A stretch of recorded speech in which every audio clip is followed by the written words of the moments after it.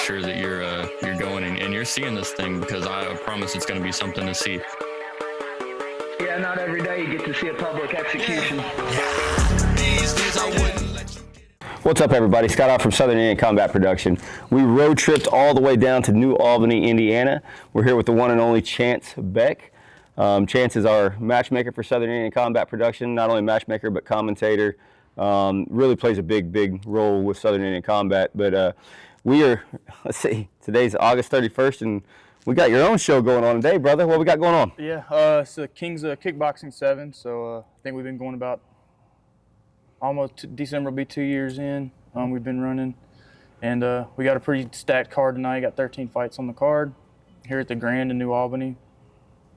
We got one title fight on the line, and it's a full amateur card this time. Got a lot of pretty good fights. Our main event's going to be pretty high level. It's Brandon Oliver out of Two Brothers Muay Thai. He's tough. In Louisville. Tough. And then we got coming down undefeated Winston Williams from Weaver's boxing up in Michigan. So. I know we're excited for that. We're also here. We're scoping out one of your fighters. He's set to fight on the October 5th card, and that's Justin Walters. He's going to be fighting Sean Wright. Yep, out of Morgansville, Kentucky. He trains with Nathan Manis out there. That's going to be a banging fight as well.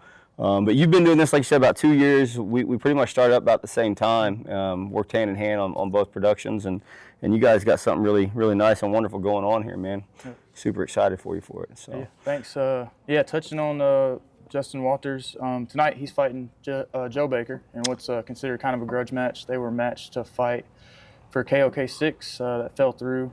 There was some smack talk on Facebook about that, wasn't there? Yeah, Justin didn't like, Joe had to pull out for injury, I believe, and right. Justin didn't take that well. He went to Facebook to let his opinion be heard, and they kind of started a little beef over it. So they're going to settle it tonight. Good. And it looks like it's going to be a pretty great fight, that one. Dude, we're pumped. We're pumped to watch them all. October 5th, man, we're going to have you down, which you'll be down all week doing your thing with us. What's some matchups there that you'd like to, like, that's your highlight? Because you matched 90% of this card for the most part. Yeah. What's some of your highlights on the amateur side that you'd like to see?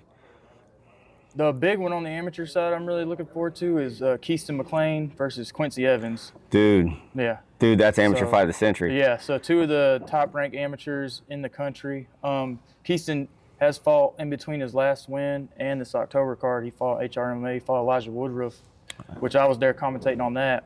And totally surprised about how Woodruff handled him with the wrestling. Yeah. So, but wrestling played a big portion in that, I think. So Keaston talked with me after. He's like, yeah, all I'm focusing now till then. He's like, that ain't happening again. And Keaston's one of those guys, man. Keaston's a dog. He learns from a loss, and he don't got many of them. Nope. He has made it very clear that his goal is the UFC, and I don't think he's going to stop until he's there. He's taking his fight career very serious. Even the amateur side, I know a lot of people say, amateur side, that's where you learn all this stuff, and it's true, but he's taking it so serious that he's treating his amateur career like a professional career, and he's taking the tough fights. Yeah, the tough fights. He's not picking and padding like you'll see a lot of amateurs do, which I obviously don't agree with that. I don't think that's necessary in the amateurs. I do think you should take the toughest fights, test yourself and grow. Right. To figure out if you're ready to make that jump to pro. I think Keaston's been ready, but he wants to make absolutely sure he's ready. And after he fights Quincy on October 5th, I think his next jump, win or lose, is going to be to the pro rank. Well, one thing, and you and I have kept it hush-hush, and I don't even think that we've talked to them about it, but, the 155 title's on the line right there. Keaston's he's the title holder right now. But you have fought back in the day for our professional BMF chain. We're actually putting an amateur BMF chain in this fight, and I did not think of two better fighters except those two right there for it. So, yeah, definitely. So they're fighting for the title and our amateur BMF chain. Yeah, so that'll be good. And we talk about taking tough fights. Dude, PFC champ, you have fought some dogs, man, back in the day, and you still are currently training, looking for your next competitor right now. What's in store for you? I'm scheduled to fight Makey Linares out of Brazil, number 10 ranked Brazilian, 18-3 on a 5-fight win streak right now. Got UFC eyes on him. I'm scheduled to fight him October 19th in Amarillo, Texas, defend the PFC featherweight title. Well, you said UFC's eyes are on him, but I think the UFC would be blind if they're not on you also. So I feel like it's going to be my toughest fight to date, honestly, against, not only an experienced fighter, but a heavily winning fighter. Yeah, he's solid. He's obviously younger than me, I'm 37, I'll be 38 next month. He's 30. So we'll see, man, if young buck can get in there and finish me, or if this old dog still got it in. Have you switched anything up on your training regimen for this fight particular? No, I'm just still hard-headed and go out there, take some, and give a couple back. I love it. I love it. Absolutely love it. Well, we're excited for that too. I think we're going to try to make it down there for there as well. But no, so how many fights you got on the card tonight? 13. 13 fights tonight. So got 13 fights tonight. If you guys don't know, you guys' next show is in November, right? Yeah, we're looking at November 30th, the Saturday right after Thanksgiving. Okay, so we pre-record all of these prior to getting submitted out to our vodcast. But when you guys do catch this, come down to New Albany, man. Check Kings of Kickboxing out. Chance is a hospitality promoter. You come up, talk to him. He'll be happy to talk to you about his career, what he's got going on. And really check these guys out. It's probably some of the best kickboxing, if not the best kickboxing in the state of Indiana. So I'm super pumped for you, man. I'm super proud of you. And I, as the owner of SICP, I can't thank you enough for everything that you do for Southern Indiana Combat Productions. So yeah, I just try to do all the research and match the best fights I can that are not only entertaining but fair. I try not to. I'm real big on not putting mismatching fights in there. Like if two guys aren't that experienced, then they fight, and if they are very experienced, they fight. If they're on win streaks, well, and we were even and there was a thing on Facebook. There's a kid named Chad Galloway. He's fighting on the card. Some stuff were flying off back and forth between him and a respectable gym, and from Chad's kind of self-training, I guess. He talked to me, but then we looked at his opponent, and the match is like it equals up. Yeah. So yeah, I mean, we do have some of those kind of fighters on there. But I'm talking to both guys because I've worked with Caleb a couple of times. Right. Caleb Grimes. He was bouncing around gyms and stuff.